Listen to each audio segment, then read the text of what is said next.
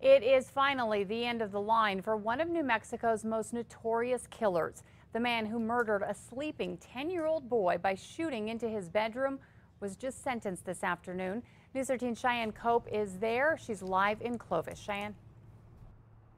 Kim, 10 years after he was killed, the courtroom was filled with tears today for Carlos Perez.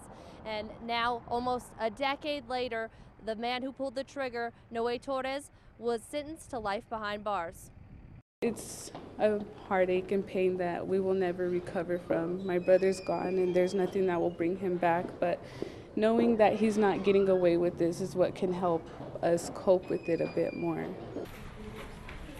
Torres was gunning for Perez's older brother when he shot through a window into their bedroom. Torres then went on the run for 7 years. He was the focus of America's Most Wanted at one point.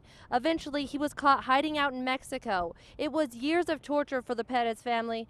They keep thinking about the night he was killed. He was turning 11 the next day.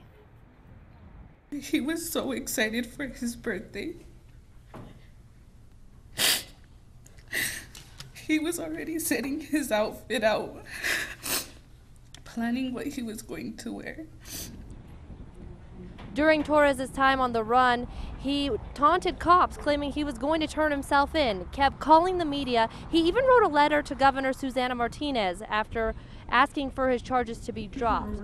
Now, he got life plus 35 years. That means he'll be about 90-something before he's even eligible for parole. Kim, back to you. Okay, thanks, Cheyenne. And Torres wasn't the only suspect to escape justice in this case for years. Edward Salas was convicted of his role in the murder right away, but then escaped from the Curry County Detention Center in 2008. He fled to Mexico for 4 years. He was eventually caught by Mexican authorities while working for a drug cartel.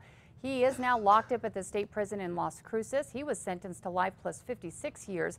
His younger brother, Demetrio, and another man, David Griego, were also convicted.